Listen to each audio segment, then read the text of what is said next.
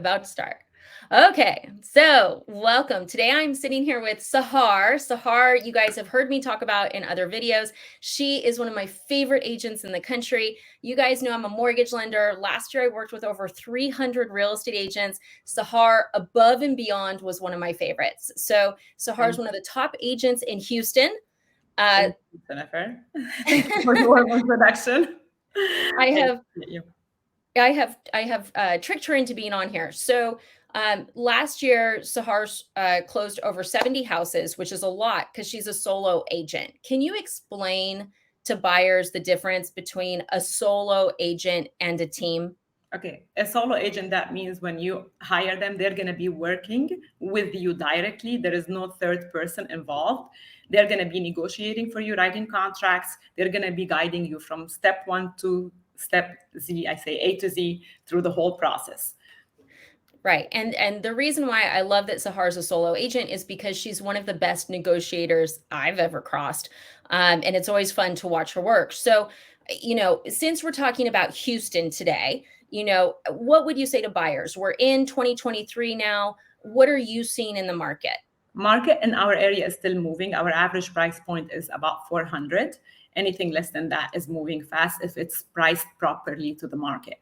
People nowadays are looking for good deals. So if it's not a good deal or it's not ready to move in, it might sit a little bit on the market, which gives us an opportunity for first-time home buyers or people that need seller credits to close. Right. So, how do you determine? So, you're helping a buyer pick out a house. How do you determine that how the house is priced, if it's proper or if there's room? What type of data are you looking at? Are you looking at data?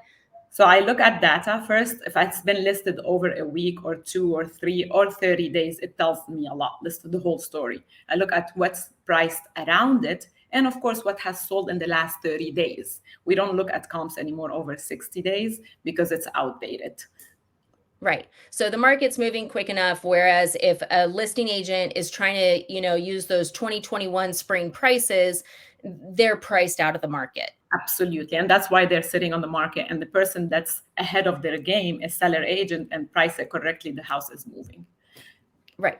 Okay. So if you had, 2 tips for buyers moving to Houston, and I know I'm hitting you with this right field.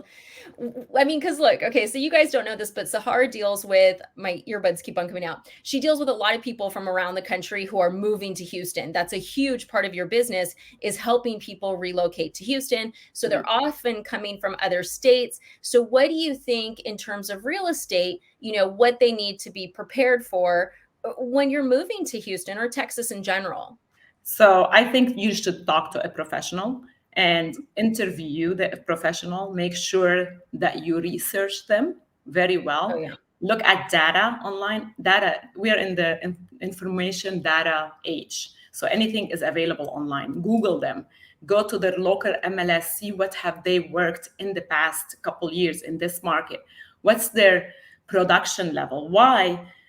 Because that is going to tell you, are they on hand on this market? Do they know what they're doing in this market? The market has shifted, but we're still moving. So if they're not moving the market, they have outdated information.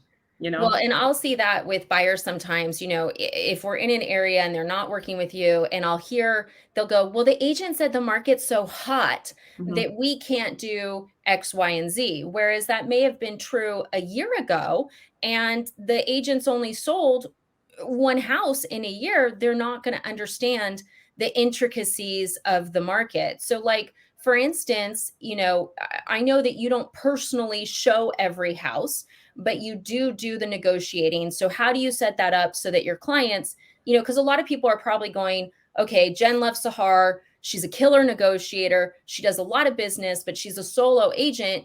Is she going to be too busy for me? Okay. So how do you handle that? So let me just take it back a little bit, because negotiation is part of what we do. But number one is the first buyer consult. I tell people this buyer consult is the foundation of our work together. So that consult, usually when I first contact with my clients, my referrals, any buyer that comes to the area, I have an hour-long consult. What do I do in that hour? I let them talk. Goals, timelines. Of course, I lead the conversation, so we don't talk about life. I lead the conversation. Their goals and timelines. When I say goals, I mean, why are they moving to Houston? When are Right. they moving to Houston? Of course, financial is a big part of it, and that's where you come in.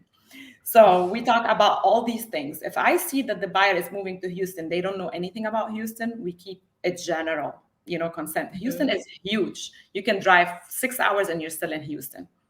Oh, And wow. then we go narrow it down as we go move forward. The second thing is budget. If they don't have any idea of budget, they need to talk to you and get that straightened out, because we don't want to be shopping in outside of our price point. Plus, Mhm. if they're comfortable with certain payments, I don't like to push anybody out of their comfort zone. So I don't want them to see homes and fall in love and get that idea they can purchase that. Even a million, 5 million, 100,000, all of it, it's the same idea. If you're shopping outside your price point, you're shooting yourself in the head. So Yeah. we make sure the foundation and number of bedrooms, the reason they're moving, is it family, is it work, what's important for them in a lifestyle, because they don't know much about Houston. Is it walkability? Is it being close to like malls, or they want to be far on a ranch? All these important things we dig down to the bones. Like, I don't want to get too nitty on details, but we dig down to the bones, like number of bedroom, their flexibility, square footage, all that fun stuff. I write all that down on the MLS, and I start a drip campaign or a portal search, whatever it's called. And then I also communicate that via email to them, because that is where we're starting, right? So if somebody comes and tells me, hey, Sahar, I found this house on Zillow or Realtor.com or whatever, Mhm. I'm like, does it meet this requirement? I should have sent it to you. If it doesn't, and that's okay. That means some of your requirements have changed. We're going to change it. This is supposed to work for you, right? Okay, so this is important because and I'm going to interrupt sometimes just because I see what the average buyer is dealing with, and what we see a lot of around the country is we see that real estate agents have talked to them for 2 minutes tops. How many bedrooms, how many bathrooms? And they put them on these drips that are Mhm. just not personal at all, and the buyer gets frustrated, and we'll see it. We'll be like, okay, we pre-approve them. It's 120 days, they haven't found a house.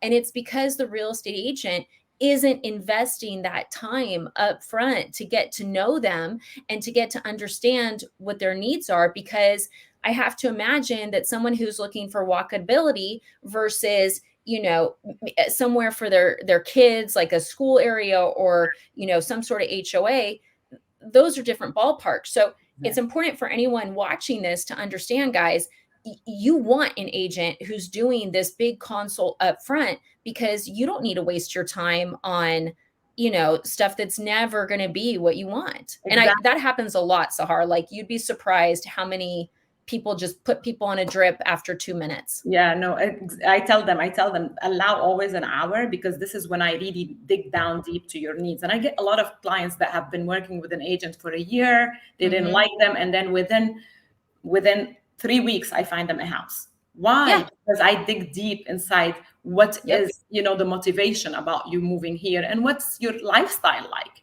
I get Right. to know them on a personal level. How many kids are they? Multifamily, like all that stuff. And then we talk about goals. Okay, the next contact will be, are you ready to move in now? Will be like, okay, I need a follow-up call with them in a week to see how they're liking the homes. If they're not ready and they're like 60, 90 days away, we follow up at that point. But from the time we connect to the 60, 90 days, they're not forgotten, because I'm always asking for feedback, how they're liking. And I call this as a window shopping. If it's too soon for them next year or whatever, window shopping, they get an idea about the market and the prices and how it's moving. Instead of me telling Mhm. them, hey, it's hot, hot, hot, like other agents push them to buy, I'm letting them see upfront. They're favoriting a home now. They're not ready to buy in 6 months, but I ask them to favorite on purpose, because if that favorite leaves that portal, that means that it tells them how fast is it moving. It's coming in, moving, getting out in a week. Is it in a month?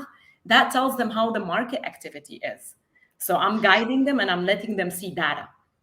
Okay, so I've got to ask because, I'm usually saying before you talk to a real estate agent, we want to get you fully pre approved. And Mhm. that is if you're ready to shop now. However, you brought up an interesting point that there may be people where they're not ready to buy yet, or they're not ready to move to Houston yet, right? But that you can set up, you do the consult and you set up the portal, even if they're a year and a half away, not so that you can show them houses, but instead so that they can watch the way the market moves. Exactly.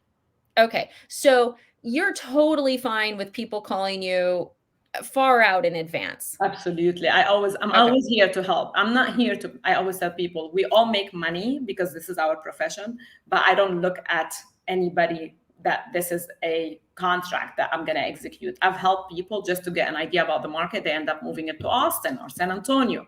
Like we are here to help people reach their goals. Sometimes their goals is to move to Houston.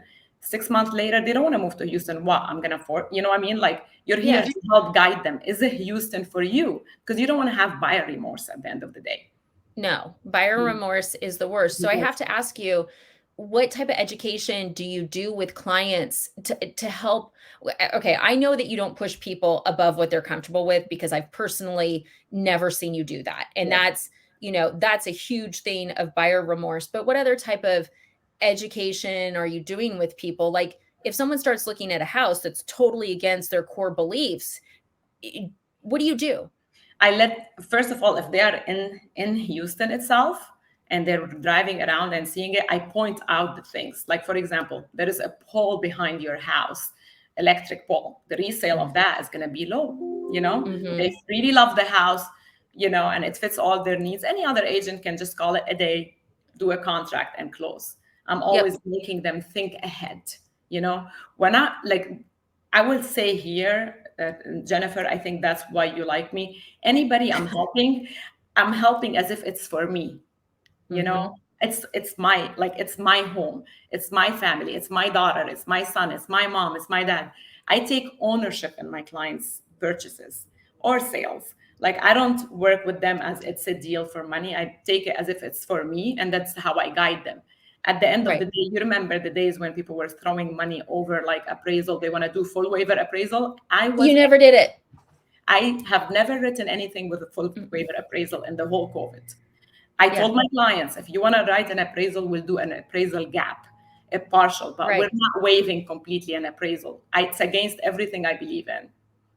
And that's one of the things I always liked about you is I've always liked, and guys, I'm saying this because you need context. So during 2020, 2021, Texas, the whole state was on fire in terms of how competitive and crazy it was. And Sahar was helping veterans negotiate for closing costs. She was not waiving inspections and appraisals, whereas the bulk of real estate agents were like, well, if you want the house, you're going to have to waive everything and go 30K over. And I spent a ton of my time telling clients, guys, this could end up really bad. Like you need to take a step back. And, it's like, look, if you pay over, if you give the seller your entire wallet, if you give them all your jewelry, they will accept your offer. But that's not a good deal. It's not a good deal for them. And we go back, we always, I think my background as software engineering, I'm always thinking outside the box. So it's a problem solving thing that I have. You want a house and you need seller credit.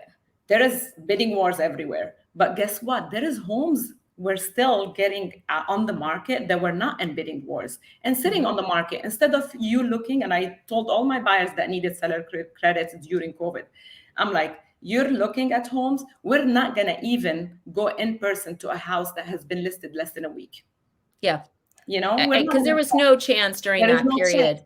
If that house is yours, and I believe like everything that we deserve is going to be there for us, everything is meant to be. If that house is yours, it's going to sit on the market, right?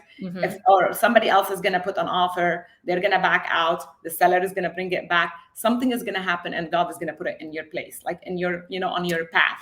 So we're going to be strategic in looking. So we were looking at homes that have been a couple weeks on the market. We go see them, and you've noticed that, and we got them seller credit. We did all the VAs with the 0 downs, no appraisal waiver. I mean, how many VAs did we help? A lot. And we never waived any appraisal. No, and it's magical because, that is the big difference is that if you're working with a real estate agent that actually puts in the time, puts in the energy, puts in the effort, you will find a house. Whereas if you're working with a real estate agent that's, a part-timer or not invested or not putting in the work, you'll never find a house. You'll hate the market. You'll think that people can't buy houses. That's Exactly. what I see. Yeah. So, okay, we need to do more videos, but I think this was a good first one. So, Sahar, thank you for stopping in. Everyone who wants to buy in Houston, because you drive, tell everyone how far you go, because that's important. Yeah, so I go anywhere within an hour. So if you want to put like the circle within an hour from Houston, that's what I serve. Anywhere from Montgomery to Galveston and anything in the middle. And the other thing you guys need to know about Sahar is there's a lot of realtors that are like, I only do over 800K or something like that. Sahar doesn't, Yeah, you help 100, people. yeah, to 4.5. That's Yeah. like, And she really does. And we need to put your social media in here because I follow you on Instagram far too much. You're always doing something fun. You're always showing people houses. Your kids are always having a great time. So if you guys are looking for a house in Houston or thinking about it or want to learn more about it, call Sahar. I've had her phone number here the full time for this exact purpose. And we'll And do more even if you don't videos. want to move, even if you just have any questions about the Houston area, reach out to me. Yeah, 100%. Okay. Thank you, Thank Sahar. you. Thank you.